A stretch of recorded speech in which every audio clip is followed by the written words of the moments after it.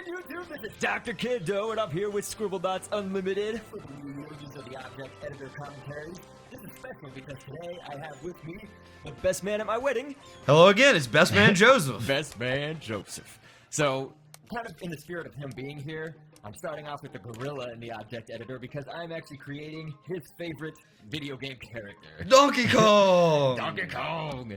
And so this footage right here comes from, and this is the first time that I've, done something like this where I've already created the object and now we're actually watching the footage of what happened when we created it. This was actually the Donkey Kong exactly as used in Scribbleventures.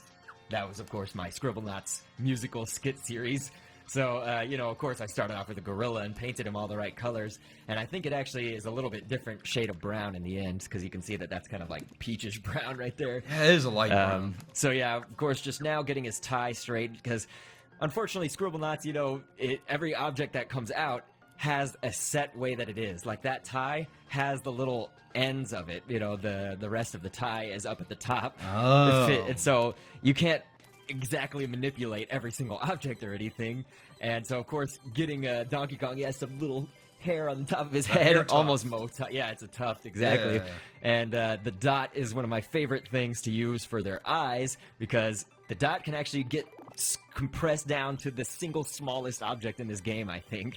And so if I ever need to make like that little white spot in his eye, the little speckle, that's always what I use. So that's actually 3 dots being used in his eye right there. Well, I like that you used the dots because the gorilla eye as it came naturally wasn't nearly as big, and I feel like it really puts an accent on the eyes that you can see them much better. Absolutely.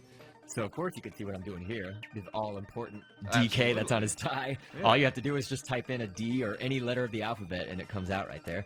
You can actually see in the pause right there, one of his thumbs didn't get painted, so now he's fully painted the Donkey Kong colors, which is great. We've got him, and we can take him out onto the level just to kind of make sure that it all moves correctly, because in Object Editor commentaries, maybe not so much this one, but if you're like ever creating a human-esque character or whatever, they sometimes don't move correctly if you've placed the legs or the arms in the wrong spot.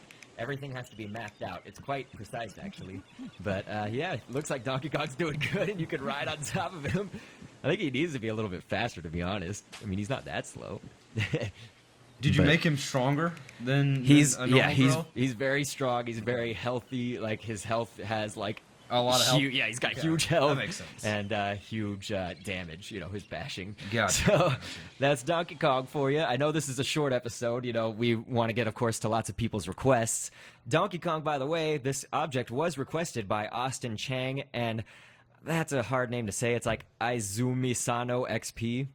So forgive me if I'm pronouncing things incorrectly. Anything you want to say before we end off here? I'm just amazed you did such a good job with donkeys. My favorite character, and I think he came out really well.